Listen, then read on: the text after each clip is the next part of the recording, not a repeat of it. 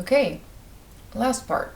I said that we would be adding some shadow because, okay, in the end, it's not gonna be working that great because it just doesn't really look like the dog is flying. But hey, he could, right? He does have wings. Anyway, to add a shadow, let's select a dog, but that is only the dog and we need more than that. So hold shift and select the left ring, the right wing, the glasses, the left glass and the right glass. So everything that belongs to the dog, everything but the background. Then right click and choose merge layers. Now we have one layer that is the dog, which you can see because if you use these arrows, you can move around the dog as one part. Okay, and there's only one layer left. Now we can add a shadow. And you can do that by selecting this layer and then go to FX, which is really FX, down there, and we will choose drop shadow.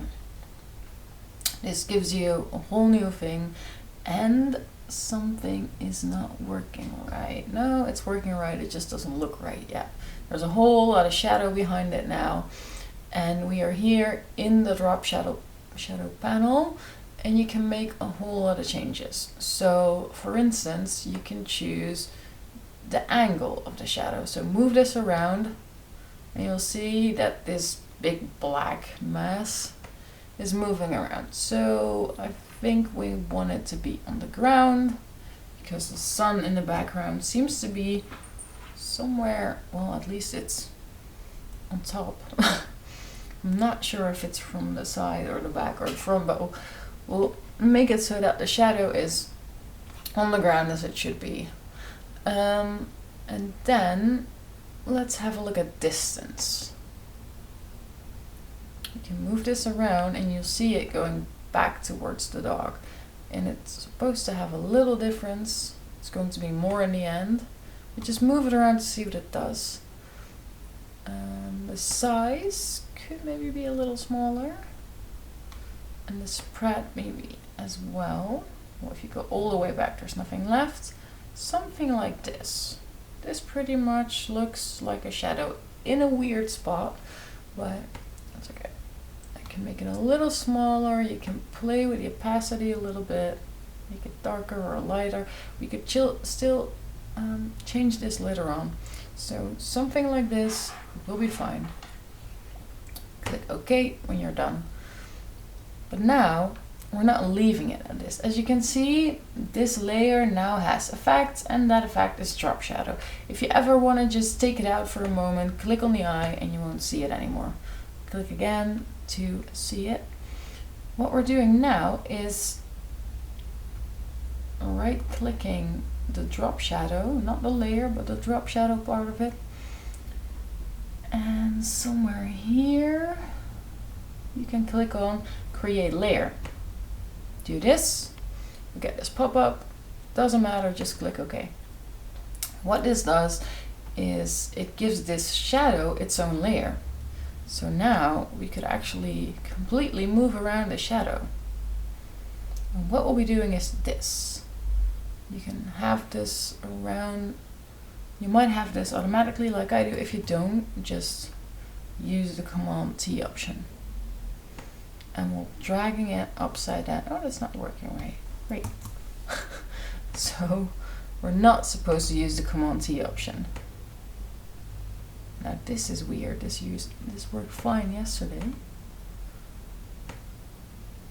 You'll always see that, right?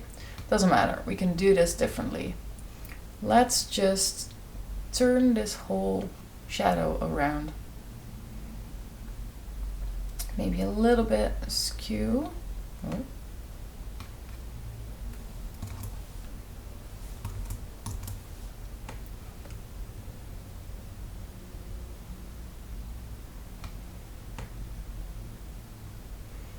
And it might have to be a little shorter for that, and that was probably what went wrong a moment ago. Hold shift, and you can just flatten the image a little bit. Make sure to keep holding shift. also make it a little less wide. And see what happens when you place it underneath the dog. This is supposed to look a little bit like a shadow. It's not perfect, but it does something more than not having one. Or just leaving it a drop shadow that it was. Rotating it a little. Just see what fits. Try it out a little. Again, hold shift. I'm still not used to it because I've used with so many older versions of Photoshop where I always had to use shift if I didn't want it to be strange, and now if I do, I have to hold shift. So that's new for me. Well, something like this. Again, it's not perfect, but it's something. Press enter, and that's it. And you can still, when you select the shadow layer, change its opacity. So maybe it needs to be a little bit lighter, put on 80 or something. And that's it. Now I could do a little something extra because it's quite sunny in this background and this dog is quite white. You might want to play a little bit with the colors of the dog just to make sure that it actually fits into the background. And this is not too bad, but it could be a little better. So last thing we'll do here is select the dog, which is now called right glass. That's weird. Let's call it flying dog. Select this layer and then add another, no, not really an effect, but this little button right here, new fill or adjustment layer. So this circle, let's split in two.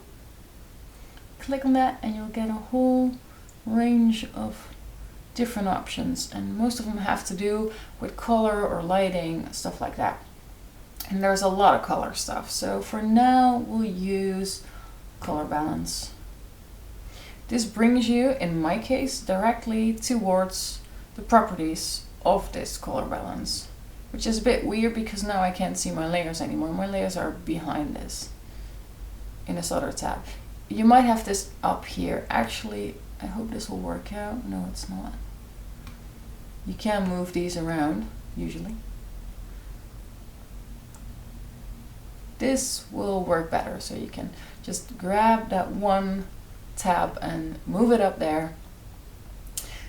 And then you can see that, okay, we have this layer, it's right above the flying dog layer, but if you would change something now, so just throw in a layer, everything will be blue.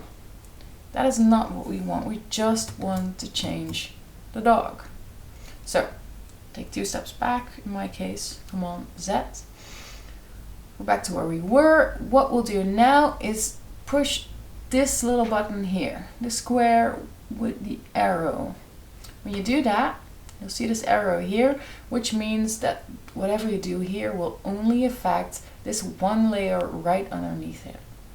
That's what we want. Now this will all only affect the dog. So if we go back to blue here, only the dog will be blue. Let's put it back on 0. And now we just have to figure out how this image works.